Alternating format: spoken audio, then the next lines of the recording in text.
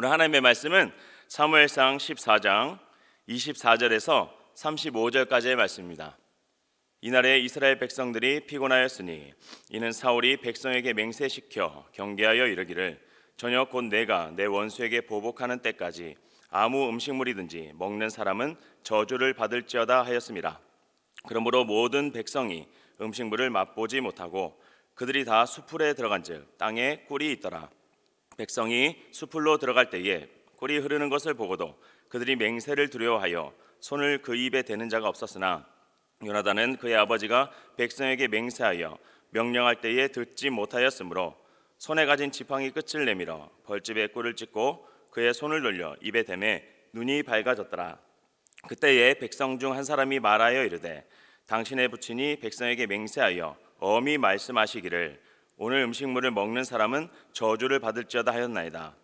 그러므로 백성이 피곤하였나이다 하니 요나단이 이르되 내 아버지께서 이 땅을 곤란하게 하셨도다. 보라, 내가 이 꿀 조금을 맛보고도 내 눈이 이렇게 밝아졌거든.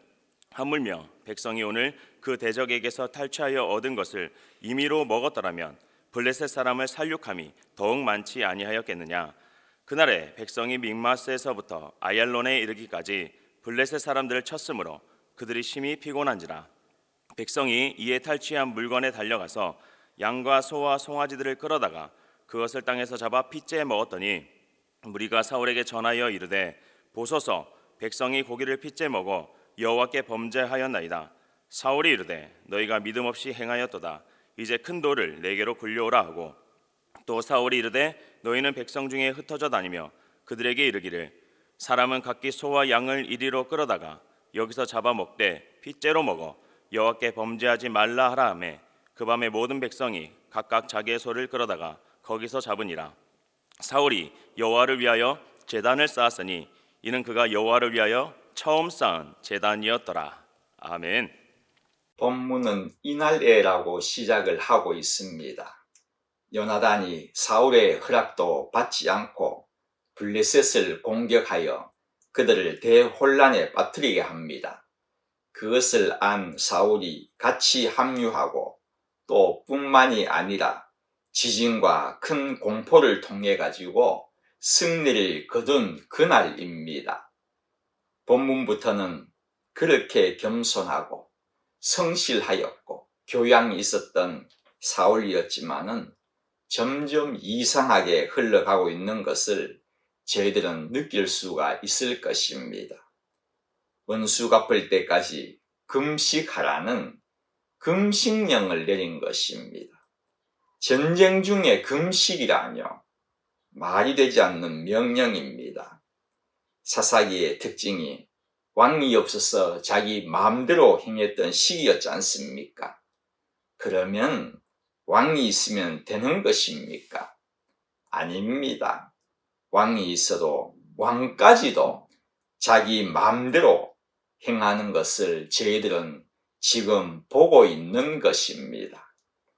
이스라엘에 왕이 없다는 말씀은 하나님을 왕으로 섬기지 않았다는 말과 상통하는 것입니다.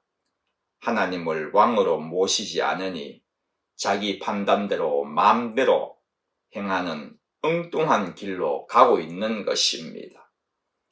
지금 백성들은 산을 오르내리면서 안 그래도 힘든 싸움인데 금식령까지 내렸으니까 얼마나 지쳐 있었겠습니까? 인류의 전쟁사에 있어서 전쟁 중에 군인에게 금식을 명령한 왕은 사울이 전무후무한 것은 아닌가 그렇게 생각이 됩니다. 여러분은 전쟁 중에 금식하라는 명령을 내린 지휘관 들어보신 적 있으십니까?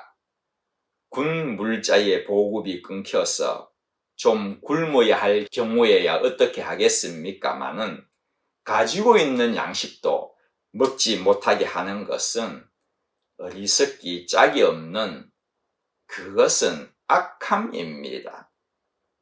그러한 말이 있습니다. 전투에 패배한 병사는 용서받을 수 있지만 보급에 실패한 병사는 용서할 수 없다고 합니다. 군인에게 먹는 것이 그만큼 중요하다는 것입니다. 먹여도 또 먹여야 할 판에 금식령을 내린 사울은 이해가 안 된다는 것입니다. 그는 정말 금식이라는 것을 잘못 사용한 왕이었다는 것입니다. 그래서 금식에 대하여 잠깐 한번 살펴보겠습니다. 첫 번째로 금식은 언제 하는 것입니까? 정해진 것이야 없겠지만은 그러나 하나님께서 하라고 정하신 때는 있습니다. 레위기 23장 27절에서 28절 말씀입니다. 일곱째 달 열흘날은 속죄일이니 너희는 성회를 열고 스스로 괴롭게 하며, 스스로 괴롭게 하다는 이 말씀이 금식입니다. 스스로 괴롭게 하며 여호와께 화제를 드리고 이날에는 어떤 일도 하지 말 것은 너희를 위하여 너희 하나님 여호와 앞에 속죄할 속죄일이 됨이니라. 하나님께서 명하신 7대 절기가 있습니다. 그 절기 중에서 7월 11일 대속죄일이라고 합니다. 그 대속죄일에는 금식을 하라고 하신 것입니다. 속죄일에 하라고 하셨으니 금식은 회개와 연관이 되었다는 것을 쉽게 알 수가 있습니다. 또 금식이라는 것은 하나님의 도움을 이끄는 수단이 될 수가 있습니다. 14장 마지막 절에 보면은 사울은 향하는 곳마다 이겼다고 기록을 하고 있습니다. 어떻게 향하는 곳마다 그가 이길 수 있었을까요? 이기는 방법이 있었다는 것입니다.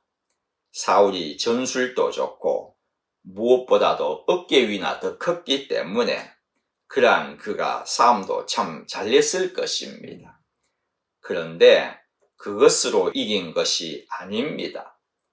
지금은 어느 시대입니까? 사사시대라는 것이 힌트입니다. 사사시대의 승리와 평화는 힘, 능력이 아니었음을 저희들이 배워왔지 않습니까? 싸움 잘해서가 아니라 말입니다. 회개가 먼저 있었기 때문입니다. 어깨 위나 더 컸던 사울이 있어서 이기는 것이 아니라 위대한 영적 사사 사무엘이 있었기 때문에 이기는 것이었습니다. 그 예가 7장에 기록이 되어 있습니다. 6절 말씀입니다. 그들이 미스바에 모여 물을 길어 여호와 앞에 붓고 그날 종일 금식하고 거기에서 이르되 우리가 여호와께 범죄하였나이다 하니라. 사무엘이 미스바에서 이스라엘 자손을 다스리니라. 사무엘이 미스바 대성회, 회개의 대집회를 가졌기 때문에 그 이후로는 사무엘이 살아있는 한 싸움에서 진 적이 없었다는 것을 여러분 아십니까? 싸움에 나갈 때마다 이긴다는 것은 회개가 먼저 있었기 때문이라는 것입니다. 그때부터 하나님이 도우셨던 것입니다. 싸우시는 것이었단 말입니다. 금식의 예를 한번 보면 그 예를 찾는 것은 어렵지가 않습니다. 나라와 민족을 살리고자 하는 여호사밧의 금식이 있었습니다. 모압과 암몬과 마온이 연합군을 형성하여 가지고 유대를 치려고 엔게디에 모였지 않습니까? 그때에 여호사밧이 백성들에게 금식 선포하고 기도를 하지 않습니까? 그 결과 화살 한 개 쏘지 않고 이기지 않습니까? 에스더의 예는 어떻습니까? 하만이 높은 지위에 오르자 자기 앞에 무릎을 꿇지 않은 모르드게를 보고 화가 엄청 나가지고 백성들을 다 죽이려고 그렇게 왕의 조소를 내리도록 간사한 짓을 하지 않습니까? 그때에 백성들이 금식을 하고 부르짖자 어떻게 됩니까? 반대로 하만이 나무에 달리게 되지 않습니까? 그리고 금식에는 본문과 같이 어리석은 금식도 있습니다. 그 대표적인 예가 바리새인들의 금식을 들 수 있을 것입니다. 남에게 보이려고 하는 금식이었다는 것이죠. 그것도 일주일에 2번이나 했으니까 참 대단했던 것 같습니다. 그들의 금식은 주님께서도 책망하실 정도였으니 완전히 잘못된 금식이라는 것입니다. 본문에서 사울이 명령한 금식은 앞에 회개의 금식과는 전혀 다른 그러한 금식입니다. 지금은 전쟁 중이지 않습니까? 싸우고 있는 병사들에게 원수에게 승리할 때까지 굶으라는 것입니다. 이 어리석은 금식령으로 인해 가지고 백성들이 쫄쫄 굶다가 수풀에 들어갔더니 마침 땅에 꿀이 있었던 것입니다. 그 꿀이 꿀맛같이 달아야 하는데 그냥 꿀맛같이 달게 보일 뿐이었습니다. 그림의 떡이었다는 것입니다. 아무도 감히 손을 대지 못했습니다. 그런데 요나단이 사고를 치게 됩니다. 요나단은 아버지 사울의 금식령을 알지 못하였던 것 같습니다. 꿀을 찍어 먹었더니 눈이 밝아졌다고 그렇게 기록을 하고 있습니다. 사울이 명령을 내릴 때에 그가 어디에 가서 뭘 했는지는 모르지만은 명령을 듣지 못하였던 것은 분명한 것 같습니다. 그래서 꿀을 찍어 먹었더니 이 장면을 한 명이 보고선 요나단에게 그렇게 말을 합니다. 당신의 부친이 백성에게 맹세하여 엄히 말씀하시기를 오늘 음식을 먹는 사람은 저주를 받을지어다 하셨나이다. 이렇게 말을 합니다. 그러자 요나단이 이 꿀 조금 맛보았는데도 이렇게도 눈이 밝아졌는데 힘이 났다는 것이죠. 대적에게서 탈취한 것을 마음대로 먹었더라면은 더 많은 블레셋 사람을 죽일 수 있었지 않겠느냐고 말을 하고선 성경은 왠지 모르지만은 장면을 갑자기 다른 것으로 바꾸어 버립니다. 그런데 그 바뀐 장면이 보통 문제가 아닙니다. 백성들이 대승을 하였지만 모두가 굶어서 배고픔이 극에 달하였던 것 같습니다. 32절에 이렇게 기록을 하고 있습니다. 백성이 이미 탈취한 물건에 달려가서 양과 소와 송아지를 끌어다가 그것을 땅에서 잡아 핏째 먹었더라. 이것은 보통 심각한 죄가 아닙니다. 핏째 먹었기 때문입니다. 이 문제에 대하여서는 하나님께서 명확하게 창세기 때부터 금지시킨 일이었습니다. 노아가 자신의 가족만 구원받은 것을 알고서는 하나님께 번제를 드리지 않습니까? 그때 하나님께서 생육하고 번성하라고 그렇게 말씀하십니다. 그때에 또한 하나님께서 창세기에 보면은 이러한 말씀을 하십니다. 9장 3절 4절 말씀입니다. 모든 산 동물은 너희의 먹을 것이 될지라. 채소같이 내가 이것을 다 너희에게 주노라. 그러나 고기를 그 생명되는 핏째 먹지 말 것이니라. 핏째 먹는 자는 반드시 너희에게 그 핏값을 갚을 것이라고 그렇게 말씀하셨습니다. 뿐만이 아닙니다. 레위기 17장에 보면은 이렇게 기록을 하고 있습니다.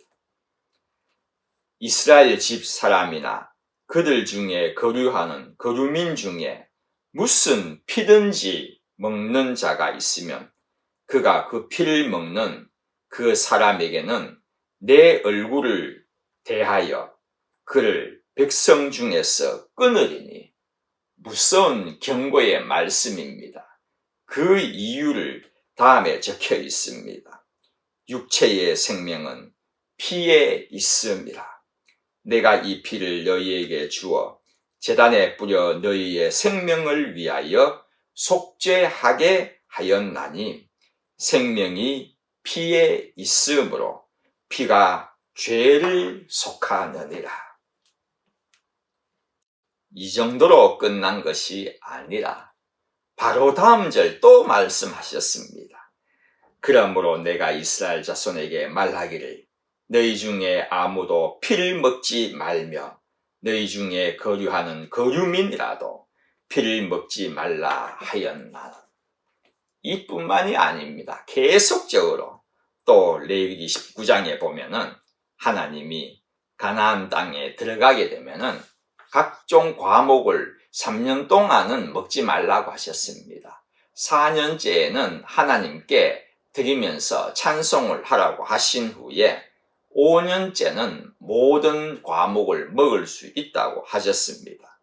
그리고 그 다음 말씀에 또 피가 등장합니다. 무엇이든지 빚제 먹지 말라. 여러분, 하나님은 이렇게도 반복 그리고 강조를 하셨던 것입니다. 그들의 생활 속에 확실히 심어 놓으시려고 작정하셨음을 충분히 저희들이 이해를 할 수 있는 말씀이지 않습니까? 빚제 먹지 말라. 백성들이 이렇게도 몇 번씩이나 하나님이 강조하셨는데 빚제 먹어서는 안 된다고 그렇게 말씀하신 이 말씀을 모를 리가 있겠습니까? 잊어버릴 리가 있겠습니까? 그런데도 배가 고프니 알면서도 빚제 짐승을 잡아 먹은 것입니다. 무슨 말입니까? 백성들은 사울이 금식하라는 사람의 명령을 지키려다 하나님의 명령은 어긴 것이란 말입니다. 이게 어디 여사의 일입니까? 인간 왕의 명령을 지키기 위하여 그 좁은 땅을 통치하는 한 왕의 명령을 지키기 위하여 전 우주를 다스리시는 왕 대신 하나님의 명령은 어겼다는 것입니다. 성도 여러분, 이게 어디 남의 이야기겠습니까? 저희들은 어떻습니까? 나의 이익을 위하여 하나님의 말씀을 뒤로 한 적은 없으셨습니까? 나의 필요를 채우기 위하여 하나님을 뒷전에 두신 적은 없으셨습니까?